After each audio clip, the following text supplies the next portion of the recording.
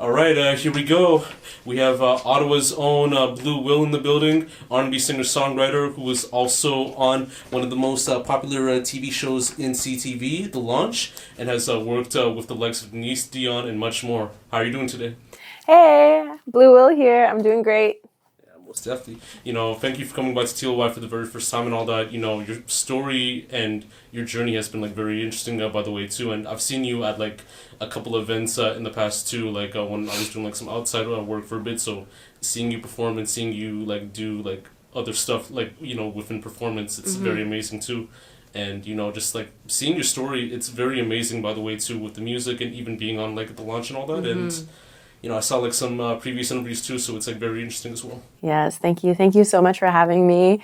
It's always great to do interviews. It's always great people searching you out and wanting to know more about you. And thank you for coming out to some of my shows. Yeah. That's really dope too. Yeah, I went to one, I think, in 2021 in October, for The Hustle, and then this other one with Denise. I think you came on as a special guest. So yeah, it was. I believe it was at, I forgot which theater, but it was Paradise or something like that. Yes, yeah. Paradise Theater. I think Layla Day was also on that bill as well too. Yeah, it was just a quick little in and out, but yeah.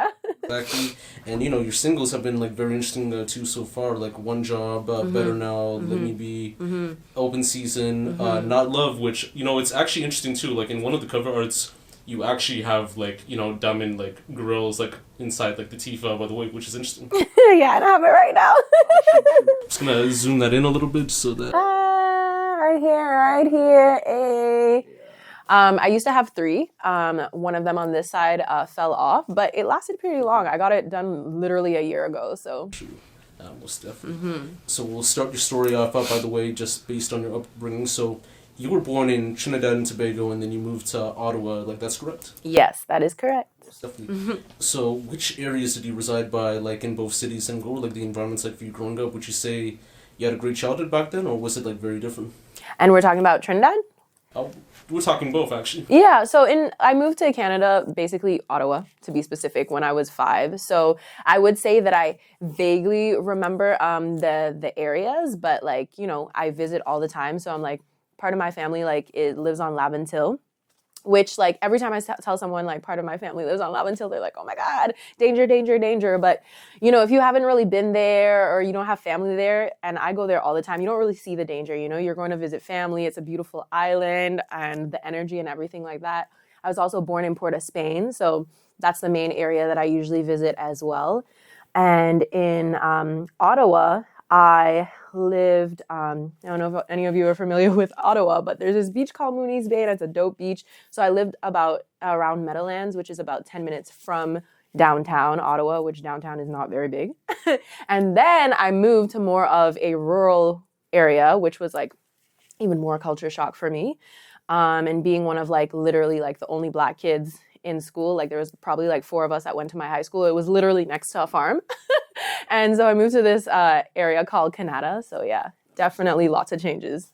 Most definitely. And you're fully Trini, right, and all that? I am fully Trini. Both my parents are fully Trini. My mom is full Black Trini. My dad is mostly Black Trini mixed with, how we are, mixed with a whole bunch of other things. Trinis are such salad bowls. And you still have that accent here and there, right? Yeah, I have the accent. I think right now during the interview, I'm trying to be as proper as possible, even though I don't need to be. But it comes and it goes, it comes on when it wants to. A lot of my friends call me bipolar Trini because it'll literally come in whenever it wants, when I'm excited, upset, or whatever. And yeah. Most definitely. And in those specific areas, I know Ottawa has a lot of dope talent. City Fidelia, Dola the Gifted, Night Lavelle, Belly, CP Records, that was a big thing too. Lots of people. Yeah. But even in Trinidad and those areas, were they big for music at the time growing up? The people that I listen to? Yeah, the people that I listen to back home in Trinidad have always been big to me because that's what I grew up on, Marshall Montano, Patrice Roberts, all of those people. And to me, they're still big now. If anything, they might be even more even bigger than they were before because so many people are aware of Carnival now, and a Carnival are different Carabanas and carnivals around the world. There's TikTok, music is always trending, they're always recreating the old sound. So I think that they've always been big. But now I think that they're more of household names. Most definitely. And I think it's happening still right now, Carnival, right? Yeah. please don't remind me. I was like, I'm looking at like, because I have a lot of family back home, siblings, and my sister is also a costume designer, so she's there just like getting ready, and I'm here, and it's snowing, and I'm walking outside looking at my Instagram like, why aren't I home right now? But like, you won't catch me here next year, I swear, I promise. But yes. I got you. And, you know, when you moved to Canada at the age of 5, what was like that transition like from moving from one country to another, adapting to like Western culture for a bit, you know, as far as like the culture, the attitudes, and like much more? Yeah, I think I was really excited to move because I'm 5 years old. I didn't know anything. But when I came, I was like, oh, it's cold here. And culture shock, like no one really looked like me. You know what I mean? I was like, what? I moved into a neighborhood that was predominantly like Italian people. So when I showed up with my light skin, and also like I will say that I don't have like the typical like light skinned girl, like curly hair, the bouncy curls, like it's a little rough and tough, you know what I mean? But obviously I loved it. I embraced it. That's who I am.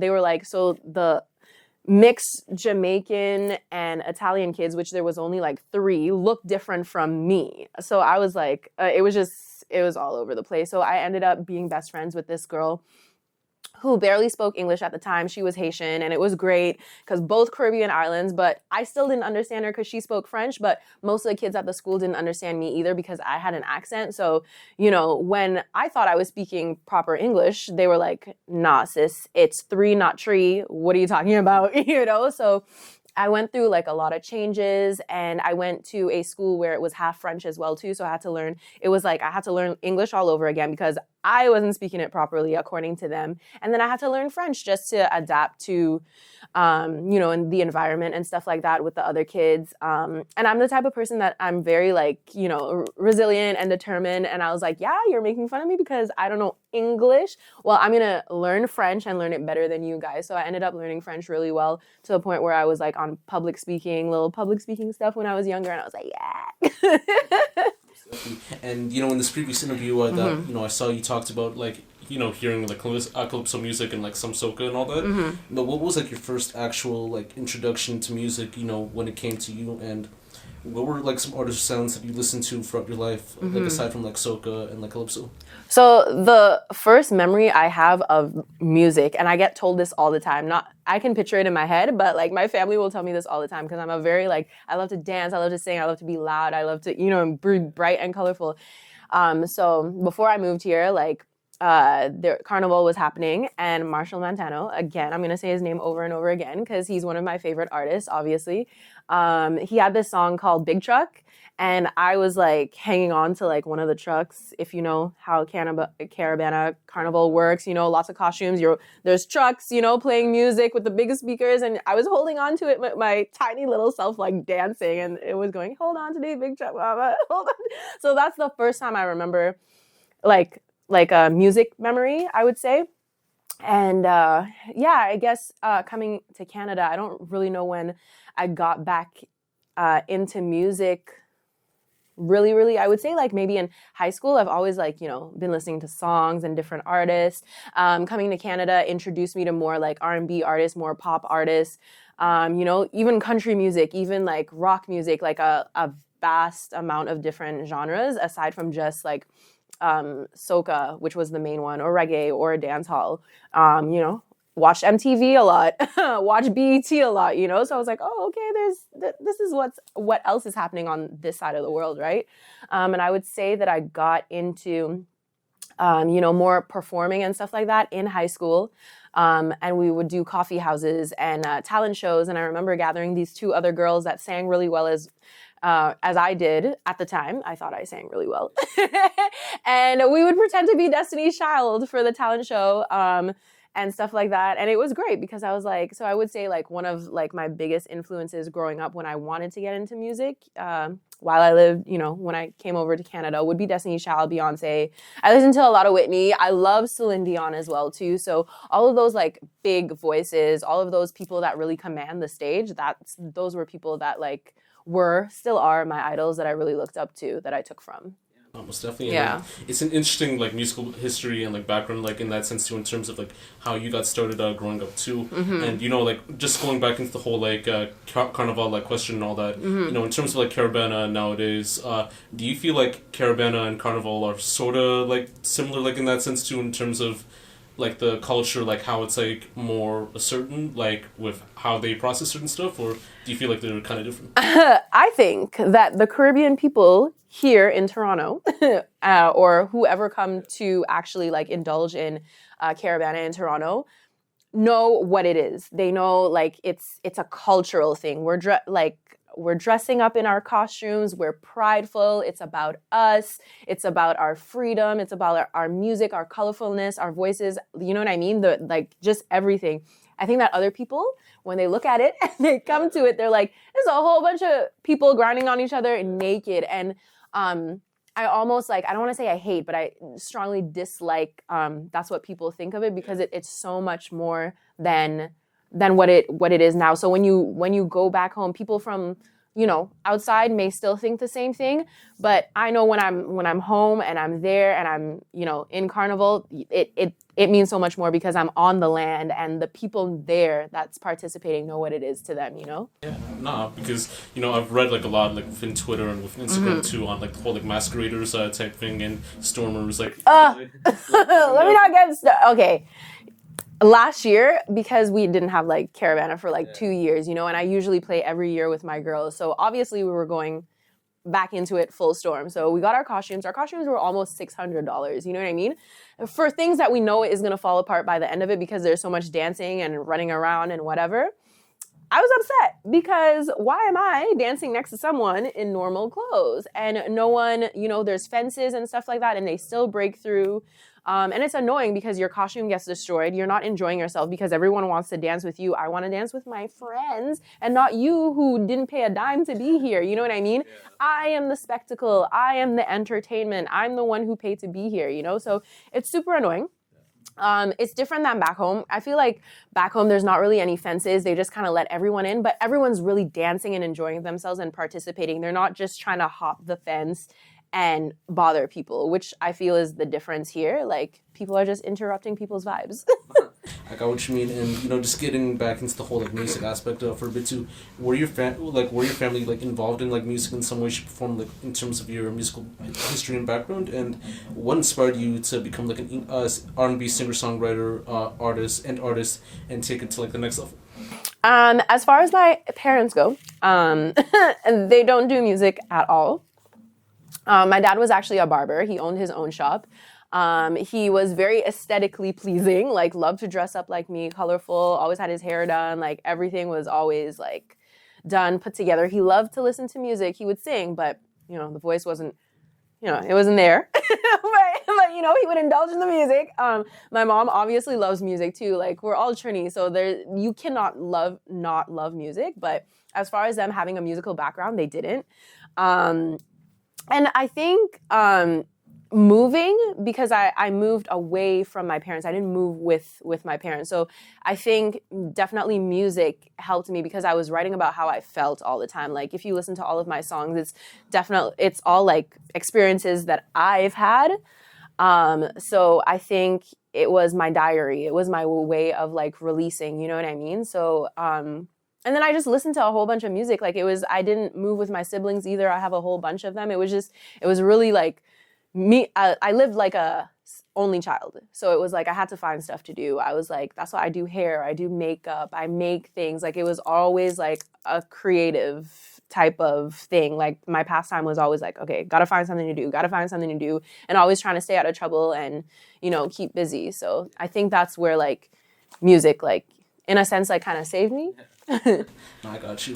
And like even in that same interview that you talked about last time, so you moved to Toronto for hair school and pursued your music career there instead. So were those like the main reasons that you planned on moving to Toronto like full time, or were there like other like factors involved? Yeah, I think after high school, I couldn't really figure out what I wanted to do. I did a couple of programs, but I knew I wanted to like get into the arts somehow. It wasn't going to be a corporate job. It wasn't going to be like a typical 9 to 5 because, as I said, I've always been a creative kid. So it wasn't something that I wanted to do. I couldn't, work a government job. It's just like not me, not my personality. So I was like, you know what?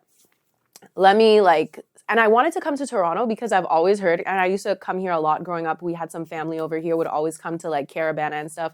So I knew it made me feel closer to back home. So I was like, I want to be over here. That's the next step. And then who knows what the next step is, LA or New York or whatever after this, but I knew Toronto had to be the next, stepping stone. So I was like, okay, how do I come over here like and make it as seamless as possible, And so I was already doing hair for friends and family. So I was like, let me go to hair school. So I looked up the hair school just as an excuse to come over here. Looked up the hair school, moved, went to the hair school. And I was like, if anything, these two kind of go hand in hand. And they kind of always have for me personally. Instagram like started right when I like got out of high school. I'm probably aging myself now, but Instagram started up right after I got out of high school. So I made a page and I was like, I just had it like a normal personal page where like it would show me singing or doing hair or just, normal life activities. And when I went to the hair school, they would send you to like different industry parties to like do hair on the side as a little pop-up.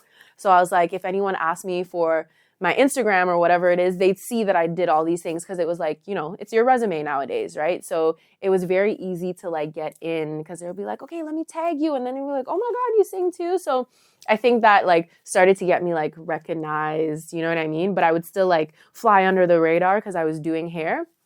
And I think the first time that I actually made a big move in the music industry was I was on mat leave at the time actually, and like I said, dramatic, creative person. So I made a whole video for my baby shower with a few of my friends, and then afterwards, a couple of months later, CBC Searchlight announced their contest, sent it to them, and the video made top 4, ended up being on the show. Finally put out my first single while I was here in Toronto. So that was like the kickoff to everything. Definitely. Mm-hmm. And, like living in Toronto versus like Ottawa, what were like some initial like differences that like you've noticed like while living here versus like while living like in Ottawa? First of all, the city is way bigger. Way bigger. I wouldn't say it probably is much more cultural. Like it's just like the you see everybody. You know what I mean? Like the parties that you go to, you could hear every type of music. You know what I mean? And like I said, I moved here because it just made me feel closer to home. Like the Caribbeans are everywhere. I'm like, yes, oh my God, finally. Because I moved into an area with mostly Italian people. And then when I moved again, like I was surrounded by like farms. So I was like, okay, let me get my ass back to a city, first of all, and a city where, there's people of color, there's people of culture, like, feel more back home. And I wanted to be somewhere where I felt like motivated and inspired. And so it was here. Most definitely.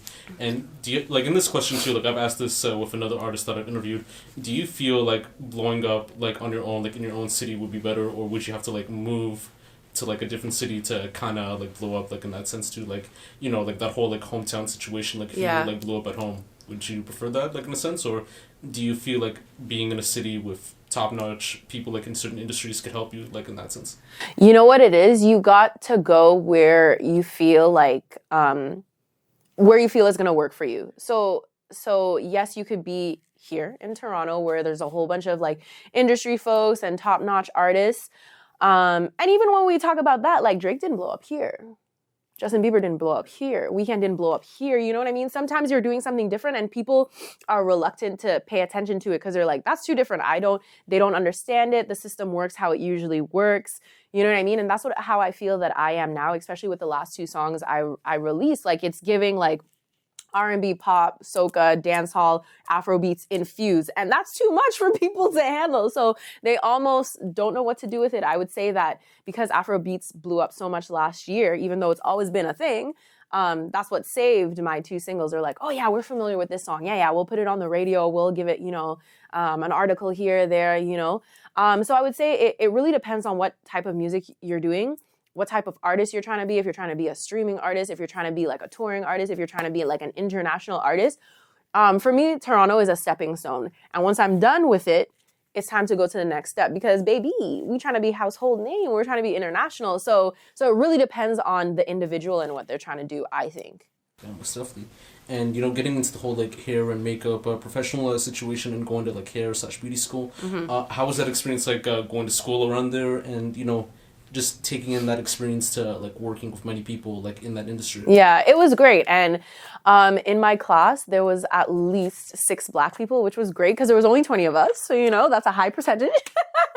So, there's people like, I didn't have to explain, like if I came to school with braids, if I came with a wig, weave, I wasn't explaining to them what was on my head, if it's real, you know what I mean? There's all that stuff that I was like, in this day and age, people still ask, So it's like, they can't just say, I like your hair. So it was nice. It was a relief, really. I would say we didn't learn a lot about Black hair because they had a small little 2-day section about how to do braids and how to do weave, which I really think they should change the curriculum, but we can leave that for another interview. But, it helped that I knew how to do it because I would get more clientele. I really only went to the hair school so I could grab my local license, so I could get, a better job that will pay my bills and pay for, my actual passion, which is music. But I do love doing hair equally because, like I said, I'm a creative. So they went hand in hand for me. And yeah, the school is great. Honestly, I can't complain. They really like threw you in there with a whole bunch of different events. They even acknowledged that I sang. So at the Christmas parties, they would be like, "Listen, we got you a mic. DJ, sing." So it was nice. Most definitely. I know that you like already like dabbled on to like your influences like R&B, pop, soca for a bit too. But which artists would you like to work with someday, like musically, like in that sense? Oh my God. Okay. So one of my favorite songs ever, if you know me, is Can't Believe That by Cranium. So I would love to work with Cranium because I think he's amazing. Would love to work with Thames. Obviously want to work with Rihanna.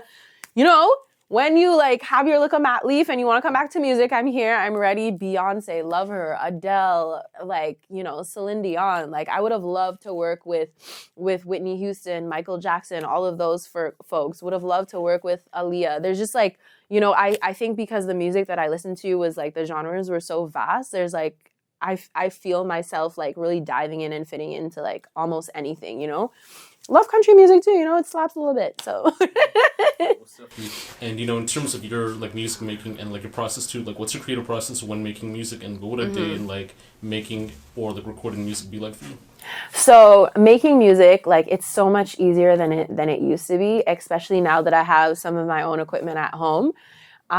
So like I have a little studio set up at home. Sometimes if I get bored of that and I can't find inspiration, I'll literally take the setup onto my bed and like relax and chill out, have some water, have some candy, and I'm like, hi, and just start recording. So I will usually like work to something that I feel that day. It's how I'm feeling that day. I don't necessarily like go and I'm like, oh, I have this beat, I'm gonna work on it. I know a lot of artists will be like, this is what I'm gonna write about today, but usually like the storyline and the plot of the song usually comes after I've already found the music.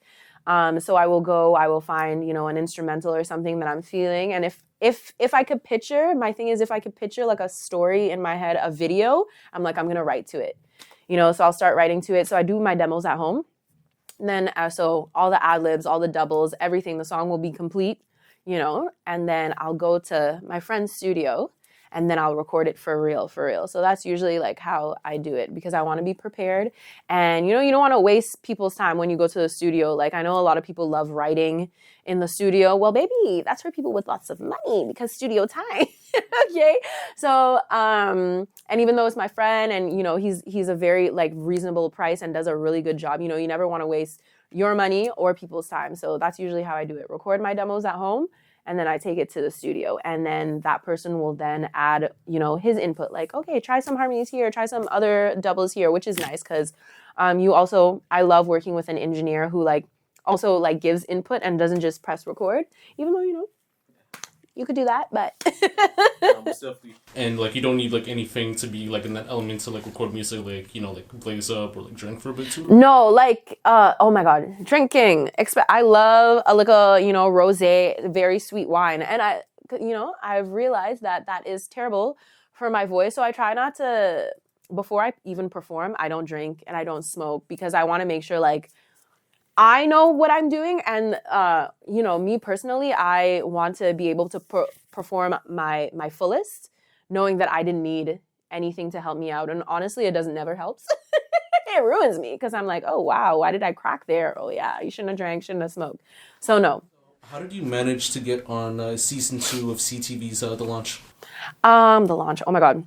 I had this performance. Oh my god, do I even remember what year that was? It was in 2018 maybe. I had this performance. It was a North by Northeast performance. And I performed whatever.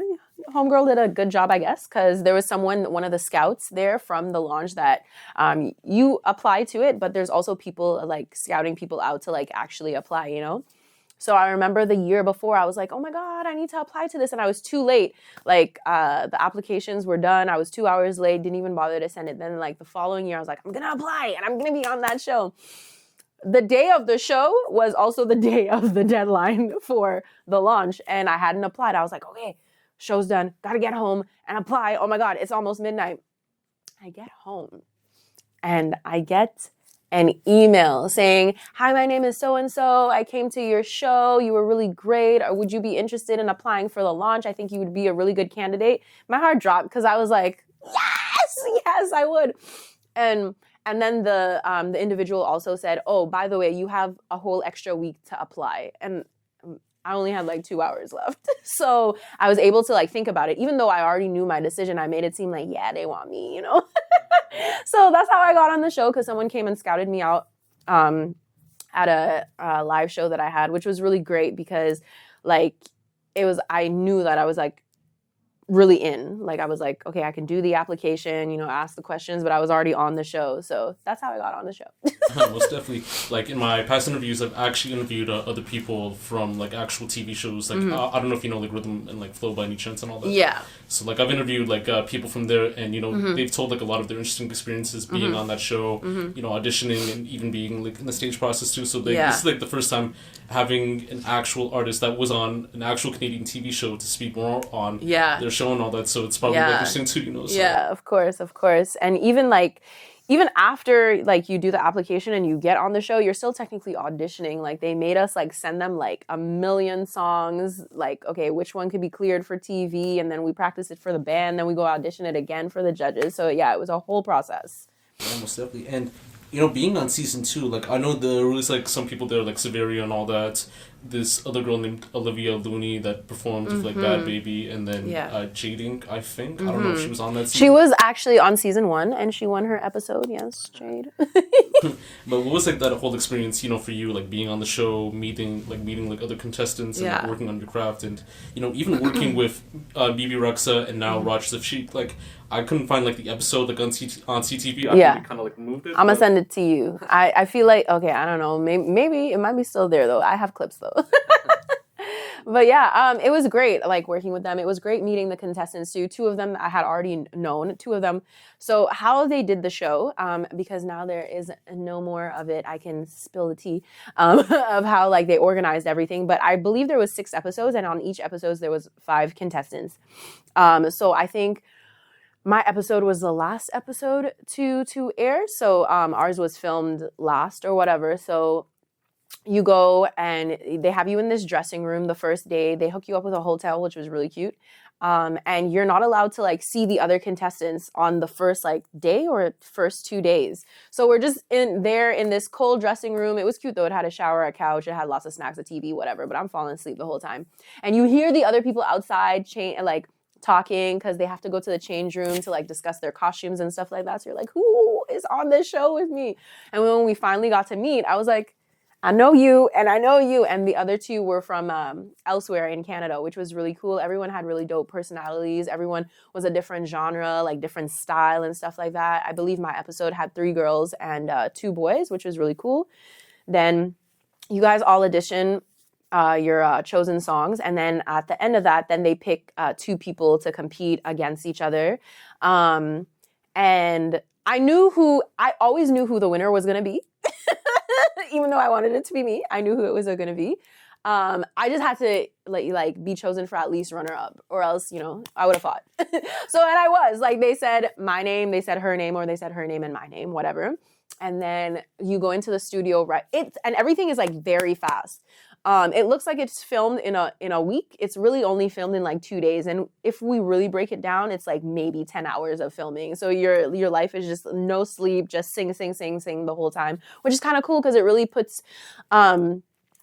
touring and recording and an artist's life into perspective of what is actually going on in the real world. You know, they really throw you in there.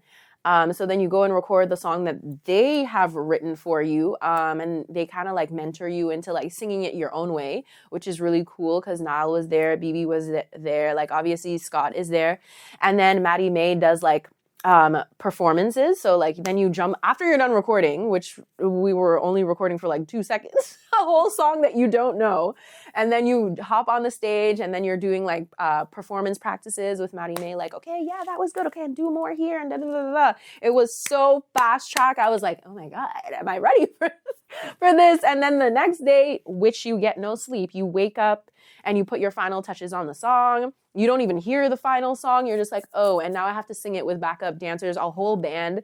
It was my first time wearing in-ears, so I was like, what the hell are these? And there's a whole audience, and it was crazy because I was like, I've sang in front of a big audience before, but not a big audience with like 10 million cameras and lights on you. So it was a pretty like crazy experience. And even though I didn't want, I would definitely do it again because it really teaches you a lot.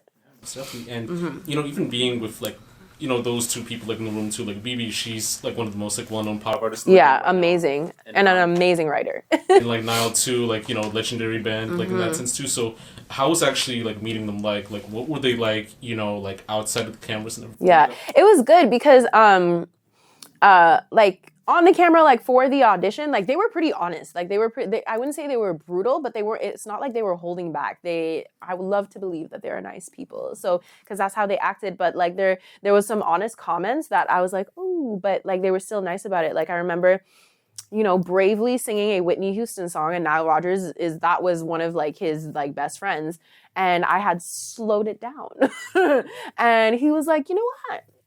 That wasn't bad. I like that. Good job. So I feel like I was a favorite for him. He wasn't there on the final day of the actual performance because Mans was touring. So I feel like if he was there, I may have won. But BB off camera was great as well. I remember her coming to my like when they were doing my hair and makeup before the performance, and she like talked me through it. She was like, "Yeah, you're gonna do great. I love you." I was like, me? BB? You know what I mean? So it was really great. Now it was really great, you know, off camera too in the studio, because it's not like they were running all the time, but it was nice. Like everyone like had really good feedback, and like they were rooting for you is what it felt like, you know? So. And, you know, just before we get into this other question too, what was like the main reason why they stopped having like the launch anymore? Like, honestly, you know what? I have no idea. I feel like ratings is a huge part of TV, you know what I mean? And the thing about Canadian television is if it's not amazing, you know what I mean? Because I don't know what kind of attention span we have over here, but if it's not amazing, we're not watching it. You know, whereas American television is, I hate to say it's much more long lasting, it's much more entertaining. Even if it's crap, they still fund in it because maybe it's because the population is so great, there's everyone watching everything at the same time that they have the ratings to sustain the show. So I feel like it was just like a rating thing because the first season did so well. Like everybody like, you know, wanted a brand new singing competition show in Canada because the ones that we do have last for like 2 seconds and then they're gone. So they were like, yes. And it was the thing about it too, like so many people knew the ones that were on season 1, like everyone knew everybody, you know, so it was like everyone's watching, everybody's family, everybody's friends, school teachers, whatever. And you know, the second one came along. I don't know what it was. I don't know. Ratings could have been, you know, Scott was like, you know, retiring from Big Machine. Taylor Swift was, you know, selling her catalog, gone. You know, there's lots of things. Lots of things could have been happening. I don't know, but I got to be on the show, so. Most definitely. And I know you spoke briefly on this too, but how was it like performing emotional like on the launch? Like I actually saw the performance like on YouTube, and you know it was actually pretty dope, by the way. And it was like in front of a live like televised. Yeah, I'm telling you, like it was rough. I was like, here's the thing that most people don't know: you have to sing the song straight 3 times. Oh, shit. So. It's not you sing, then the next contestant comes on. sings, and then you get a break, and then you sing again. It was, you're done? Go take one breath, get back out there. So it was good because I felt like I was really ready. Like when I did the first round, they were all like, wow, like you didn't mess up. Like you sang like the first thing straight through. I said, I'm here to win. What does this look like? You know, it was great. It was like exhilarating. It was good. And I also like, I need glasses. And I, was on the show with my glasses, not with my glasses for most of the time. They have a teleprompter in front of you because they anticipate you forgetting the words. Because when it's not your song, you recorded it yesterday, just heard the song the day before. So I can see the teleprompter. So I stayed up even later to like memorize the words. So I'm tired, but it was great because I was like, yeah, I did it. It was cool. Most definitely. And, like, after your time, like, on the launch, too, what was, like, that impact like for, actually being on TV? Because I know with Rhythm and Flow, like, it was on Netflix, and, like, a lot of the people only had people that watched it on Netflix, but, like, yours, it was on CTV, like, all over Canada. And, like, once your episode was, like, finally shown, did you ever receive, like, any recognition, criticism, or other impacts from the show? People said I should have won. I believe them. But I don't remember necessarily getting criticism and nothing like bad that wouldn't build me up. You know what I mean? I know I did a great job. A few of my friends were there. They said I did a great job. The audience, they was clapping up a storm. I didn't really get any bad feedback from the judges. There was also a vocal coach there, lovely. Didn't get bad feedback from them, and in fact, like, it was really good after, and people were like, yeah, good thing you didn't win. Now, like, you're not binded to anything, you could do what you want. So I got, that led to a whole bunch of like different performances and stuff like that, which was pretty cool. So because I know some people too, like, there are like envious people like out there that would actually like see you and like they want to be like on that spotlight too and all that, but like since it's like more so like love than the hate, like it's better either way, Yeah, definitely better on the love side. Definitely. And what I've noticed from you, like, in terms of your music, like, you've never actually dropped like a full-length project before. I don't know if this is like true or not, but like you drop more like singles than like a project actually. So do you feel like dropping those singles is like better to connect with your fan base than dropping a project, or are you like inclined to drop something soon? So 3 questions in one. So I have dropped a project before. I think the only place that you might be able to find it now is on like SoundCloud. What was the damn thing called? It was See No Evil. It was like 3 songs. I think like there was a song called Remember. There was a song, I don't even remember the damn songs. It was like maybe like 4 or 5 years ago. But that's when I was also on TuneCore and my name was Only Will, not Blue Will. And, TuneCore makes you pay for things. And when the expiry date came, I said, let it expire. Like, it's not like I didn't like the project or the songs. I was like, you know what? I missed the expiry date. And it was too late to pay for it when I, like, remembered. I was like, you know what? Maybe it's a sign. Just leave it. They'll find it on SoundCloud. And people were asking me for it when they couldn't find it. They're like, where is this song? I was like, I had to go on my iTunes, on my computer and find it for them. But I have released a project before, and yes, like, I am a singles person. I feel like singles really like help to know like what the fans like. But it only really helps to know what the fans like if you've like marketed it properly, I feel like. So there's this one song that I released on, well, now it's like thriving on SoundCloud, but I released it. It's called Love Yourself. And it was there for a whole year. The pandemic came. And that baby is sitting at almost 200K. And I'm like, oh, and there's bare comments, like that song just blew up on SoundCloud. So I was like, oh, wow, like it's what you guys needed like in this time, So I think it just depends. But, even the last 2 like singles that I put out, like, especially Not Love was marketed way better. And it gives you a taste of like what could actually become of a song if, you release it properly. And that's the thing, like it's hard as an artist when like, if you have a kid or if you're already working and you don't have like the proper budget and, and all you do is not just music because you are trying to pay bills. It's like, no, this song, put aside this much for marketing, promotion, video, like holy. So, I guess that's another reason why I haven't done like projects yet, because the whole thing will cost, $1 million because my vision is visioning. It's not simple. So I don't do simple things. So I really wanted to scream me. I really wanted to scream Blue Will. I really want you to look at it and be like, damn, like this girl is passionate. She put a lot of work into this. But we got a project coming for you in June. Don't worry, I got you. Can't talk so much shit and not. Can I swear on here? Yeah, I can't talk so much ish and not, put the thing out. But don't worry, I got singles coming out, and I got a project coming out, and I got shows, I got videos. Okay, I got you guys. Well, there you have it. Like we're dropping it in June and seeing where it goes. So yeah. Getting back onto the whole like Will to Blue Will situation too, because I'll speak more on that a little bit too. So you changed your stage name from Will to Blue Will. Like, what was like that main reason for that, and what were like the inspirations and stories for those stage names? Okay, so Will is part of my last name, so it was just very easy to like. It's also like, okay, it's a long story, but I've never loved my last name because when I came to Canada, it got changed. Immigrants, and so it's not my hospital birth born with last name. It got changed, so I was like, I never felt attached to it. So I was like, but then I was like, okay, how can I make this work in my favor and still feel like me? Like I wanted an alias. Like I didn't just want to like have my government name. So I was like, okay, let's use Will and let's capitalize it because I want it to be a statement and willpower and strength and you know what I mean? All those great things women are. And so I was like, Will worked for a bit. But what became difficult was putting my music up. You know what I mean? And it would always go under someone else's name because I'm not the only Will, unfortunately.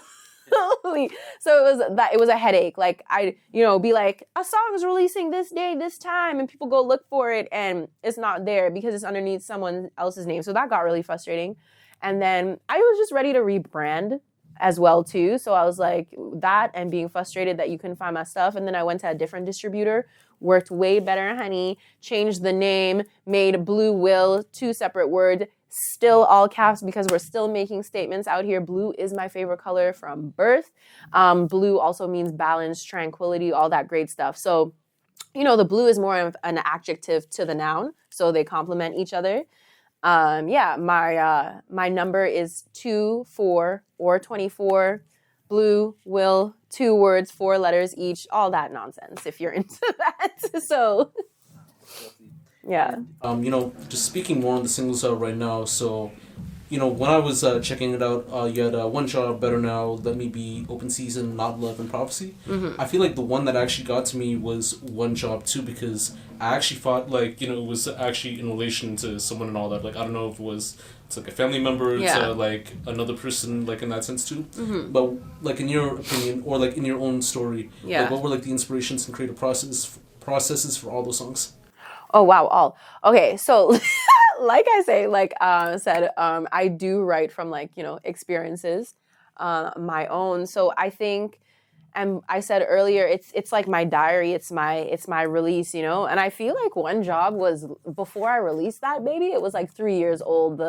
The instrument, the beat for it had changed. How I sang it had changed. And it was, sometimes you sit with things for a long time, and it was finally time for it to be released because I was like, yeah, it's coming out. Like how I sounded vocally on it was better than I had ever sound live or it recorded before. And I was like, oh yeah, this is exactly what I want it to sound like in terms of One Job. In terms of the other songs, some of them were fun.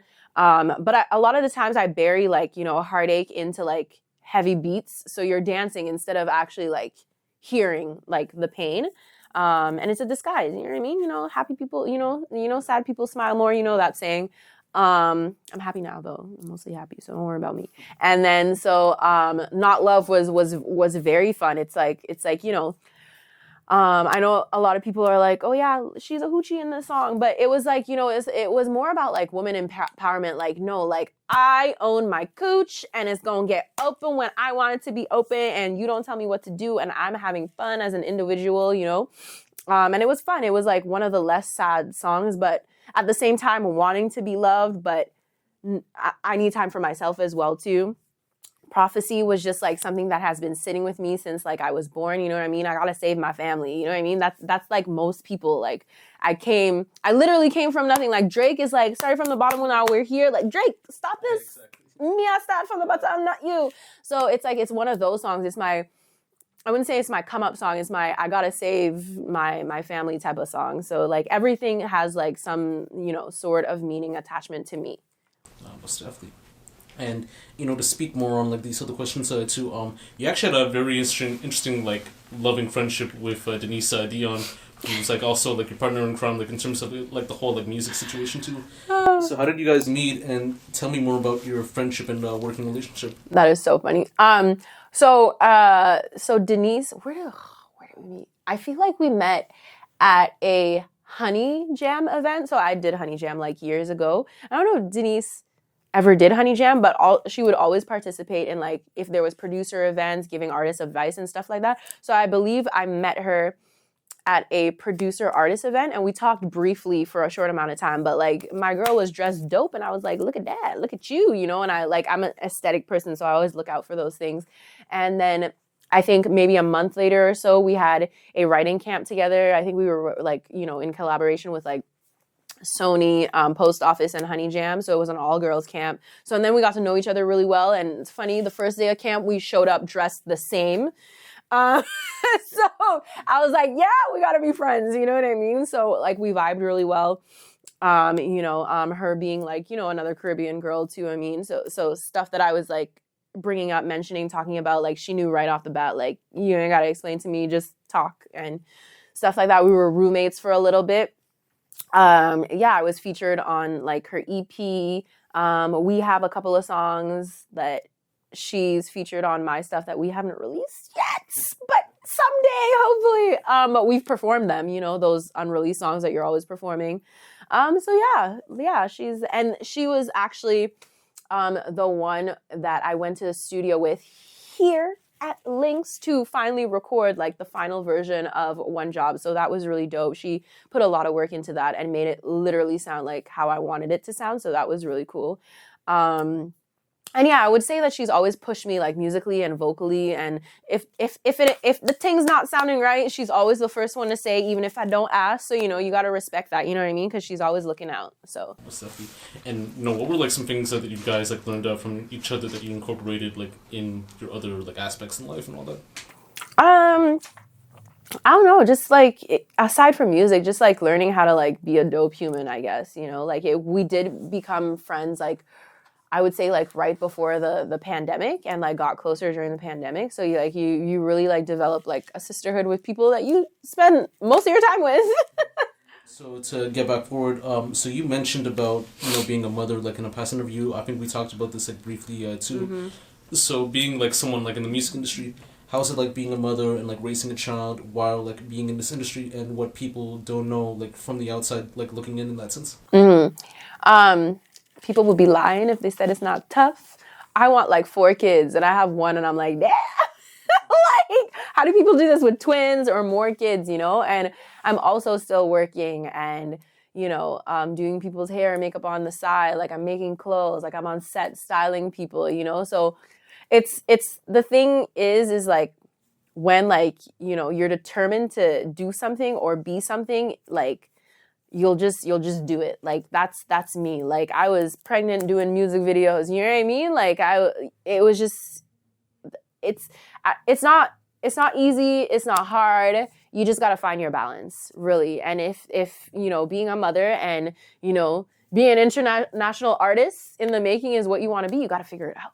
You got to figure it out. Like humans, women, we're resilient and there's nothing that we can't do. You just got to do it. And it's tough sometimes because we don't have a lot of help. Me and my partner don't have a lot of help because like our parents aren't in Toronto. They don't live in Toronto. So I would say like, you know, a lot of like cousins or like siblings have helped out. Like a lot of friends have, you know, become aunties and uncles and have really helped out. So that's how like, you know, I've been able to like maneuver as well too. So shouts out to y'all. Yeah, no, most definitely.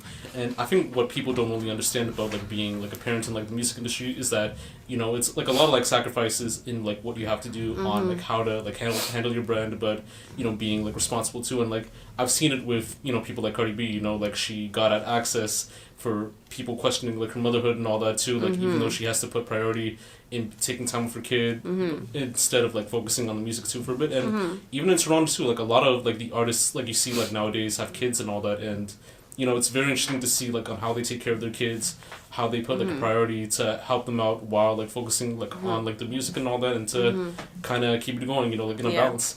I think a lot of people that, you know, aren't in your business, aren't personally in your business, or don't even have kids, always have a lot to say about, you know, how you handle them, how you maneuver around being a parent and music when they have absolutely no say, you know? So as long as you know you're doing the right thing and the right thing for you and your kid and your passion, like that's all you can do. You know what I mean? You got to like block out the noise, and it's hard, but it's like, listen, like my calling is here and my calling is also here. So we gotta find some way to make them intertwine, you know?